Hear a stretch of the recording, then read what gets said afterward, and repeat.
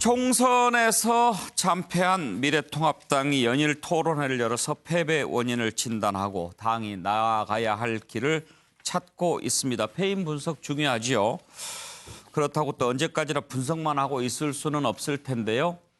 지난 6일 총선 참패 진단 세미나 윤상현 의원이 주도했는데 주먹구구식 공천 잘못된 것이다. 발전적인 해체를 하라 이런 얘기도 나왔고요. 지난 15일에는 또 진중권 전 동양대 교수를 초청해서 아주 힘든 얘기까지 들었습니다. 통합당은 뇌가 없다 이런 얘기까지 들었는데요. 또 어제 총선 참패의 원인 생각하고 대책을 마련하는 토론회 열었는데 정말 그 어떤 막말을 했는지 상대 막말이 아예 이슈가 되지 않았다. 그런 얘기까지 나왔습니다. 이렇게 패인 분석하고 있는 것 잘 아는 일입니다만 지금 이제 급한 것은 미래지요. 또 하나는 통합입니다. 미래통합당의 현재 고민이 미래와 통합에 있는 것 같군요. 관련된 영상을 먼저 보시죠. 저는 이 패배가 예견돼 있었어요. 예견돼 안 있다는 거는 정말로 의원들의 수준이 낮은 거예요. 어느 정도인지 아세요? 참말로 한심스러운 당의 모습. 1월 달인데 의원총회를 하면 한숨만 푹푹 쉬고 있어요. 한숨만 푹푹 쉬어요. 정말로 그 장면을 동영상을 찍어서 내주고 싶어요. 국민들한테 이게 당의 모습이다. 막 사태지점 싸움. 또 어떤 사람이 와서 비대위하려고. 그러면서 최고위원 한 분을 지목해서 당신 뭐 하는 거예요? 막 사태지점 싸우다가 하도 한심스러우니까 서로 한숨만 푹푹 쉬고 있어요. 이게 까놓고 얘기할게요.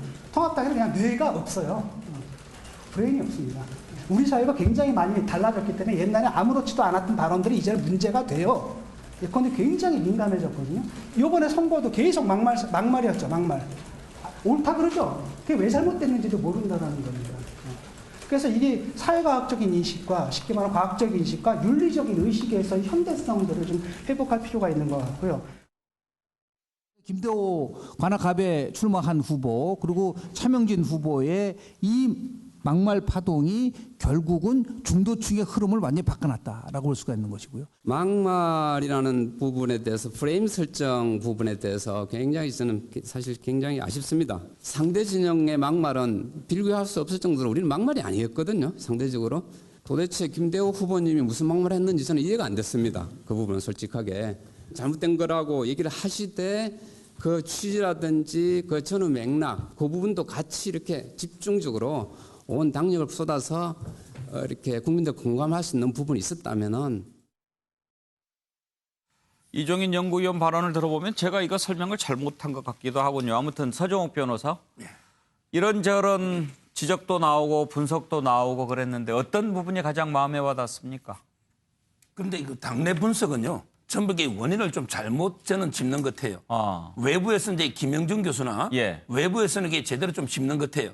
역시 이게 바둑도 훈수 둘 때 잘 보이듯이 내부에서는 이게 모르는 게 저는 이제 김영준 교수 지적을 요약해 보면 결국 한마디로 이게 패인은 시대 정신과의 괴리다. 지금 미래통합당이 시대 정신과의 괴리 이걸 이게 못 좁히는데 대표적으로 이번에 그 코로나 저는 코로나도 이게 지엽적이라 봐요.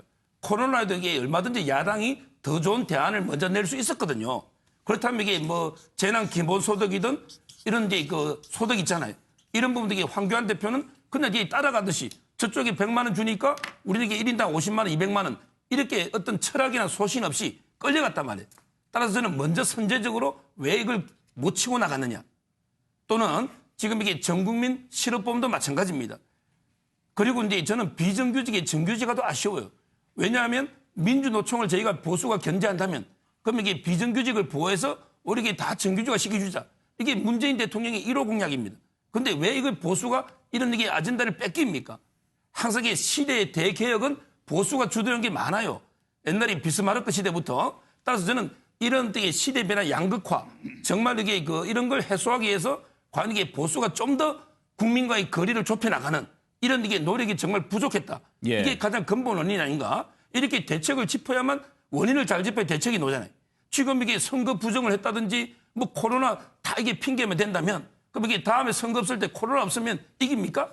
그럼 이게 부정선거만 막으면 이깁니까? 이게 안 되잖아요. 따라서 저는 원인을 이렇게 시대 정신과의 괴리 이렇게 저는 보고 있어요. 선거 끝난 뒤로 서정욱 변호사 발언에 공감대가 넓어졌다 이런 얘기가 많이 들리더라고요. 네, 감사합니다. 네. 정치평론가이기도 한 최명기 원장은 어느 곳에서 폐연을 찾았습니까?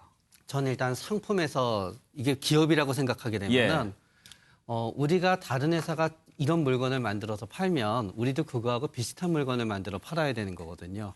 그렇기 때문에 결국은 현대 정치를 보다가 보면은 보수나 진보나 결국 얘기하는 건 다 비슷해져 갑니다. 그래서 일단은 저는 상품에서 하나 원인을 찾았고요.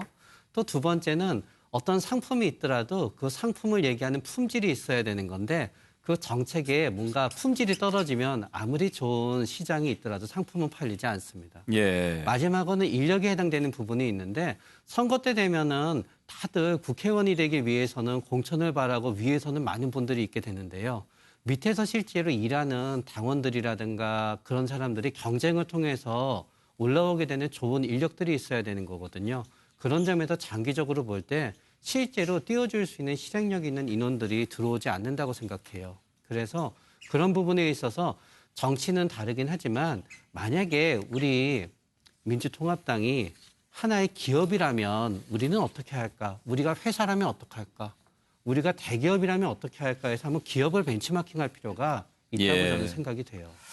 그리고 정갑 실장 뭐 아무래도 진단을 제대로 해야 처방이 잘 나올 테니까요. 그렇죠. 뭐 지금은 여러 의견들이 나오는데 사실은 다 귀담아 들을 필요가 있죠. 근데 제가 보는 것은 결국에는 제1야당 어떤 그 비판을 하거나 여당을 지적을 할 때 뭔가 대안을 갖고 움직여야 되는데 그동안 통합당의 모습은 그런 것이 부족하지 않았나. 예를 들면 코로나19 문제 초기에 있을 때만 해도 중국에서 오는 걸 봉쇄하지 않았다라는 데만 계속 집착을 했거든요. 거기에 여러 가지 뭐 이념성을 넣어가지고 했는데 사실은 그것도 또 설득력이 약했고 나중에 사회에 돌이켜보니까 앞으로는 또 예를 들면 남북 문제에 있어서 어쨌든 이 정부에서는 대화를 통해서 긴장을 좀 완화시키는 어떤 것이 바람직하다라는 것인데 그렇다면 통합당은 뭐냐 도대체 끊임없이 어떤 고립 정책으로 가는 게 맞다고 지금도 생각하는 것이냐. 그러니까 경제 문제에서도 복지 문제를 그럼 어떻게 풀어갈 거냐. 뭔가 대안을 갖고 서로 얘기가 돼야지만 중도가 됐든 젊은 층이 됐든 고개를 끄덕이는 부분이 있을 텐데 계속 비판과 비난은 합니다만 대안을 지금 제시하는 것을 찾기가 굉장히 어렵습니다. 근데 다행히 최근에 보면은 이제 조우영 원내대표 된 이후에 상당히 좀 상식적 합리적인 공간으로 들어온다는 그런 느낌을 받습니다. 5.18 문제만 해도 어쨌든 역사적, 법적 이미 다 판결이 끝난 겁니다. 예.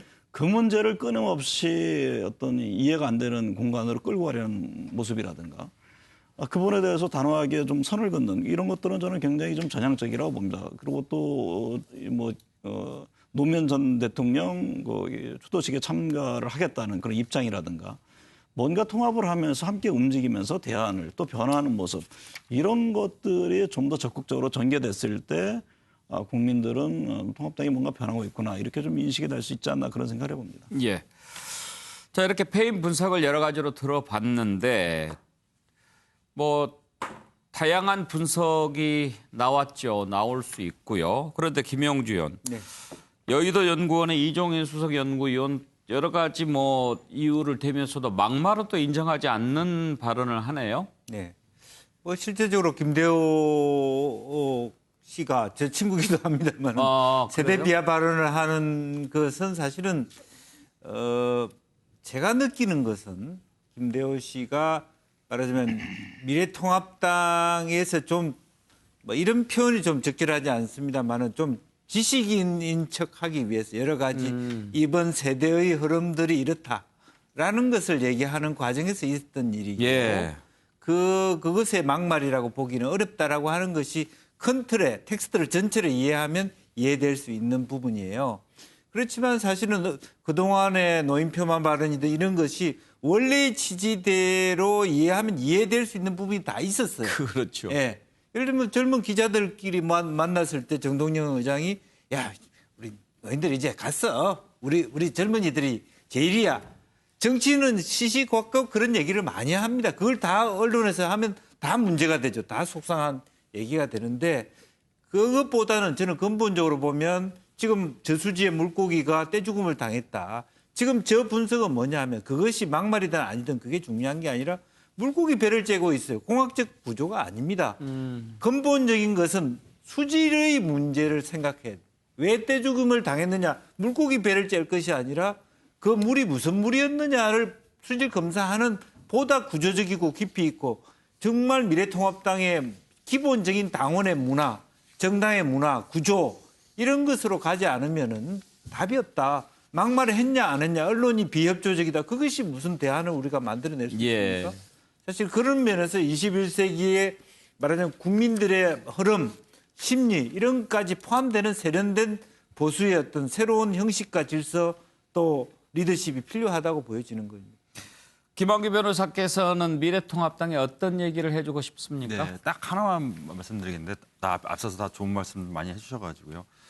저는 그 이번 총선에서 그 통합당이 참패한 어떤 결과는 결국은 그 탄핵 이후에 그 제대로 된 참여나 반성, 개선의 모습이 없었고 이에 대한 국민의 심판의 연장이다 이렇게 보고 있는데요. 뭐 단적으로 말씀드리면은 최근에 지금 그 이제 정부 여당에서 그 한명숙 전 총리에 대해서 그 당시에 대법원 확정 판결 받은 거 있지 않습니까? 근데 그 당시에 이제 검찰 수사가 문제가 있었다, 이걸 재조사해야 된다 이런 그 논의가 있습니다. 이에 대해서 통합당은 이제 강하게 비판하고 있거든요. 법원에서 확정된 거에 대해서 이거는 뭐 집권당이 오만 아니냐 이렇게 비판하고 있는데 저는 거꾸로 그 통합당에 그 되묻고 싶은 것이 과연 그러면은 헌법재판소에서 그 탄핵 결정을 내린 것에 대해서 과연 통합당이 공식적으로 입장을 밝힌 적은 있느냐. 왜냐하면 이에 대해서 지난 총선 과정에서 뭐 탄핵의 강, 뭐 이런 단어가 나오면서 그냥 얼머무렸거든요. 명확하게 당 차원에서 딱 결론을 내리고 향후 이 부분에 대해서는 우리 당은 이제 재론을 하지 않겠다. 이런 입장이 있어야 되는데 다른 집권당이 대법원 판결을 막 이렇게 걷느냐 이렇게 비판하면서 본인들은 지금 헌법재판소 결정에 대해서 아직 공식적인 입장이 없어요. 이런 점만 봐더라도 이런 부분을 거꾸로 개선하고 명확한 국가기관의 결정을 존중하는 모습이야말로 어떤 개혁의 첫 단추가 아닌가라고 생각합니다.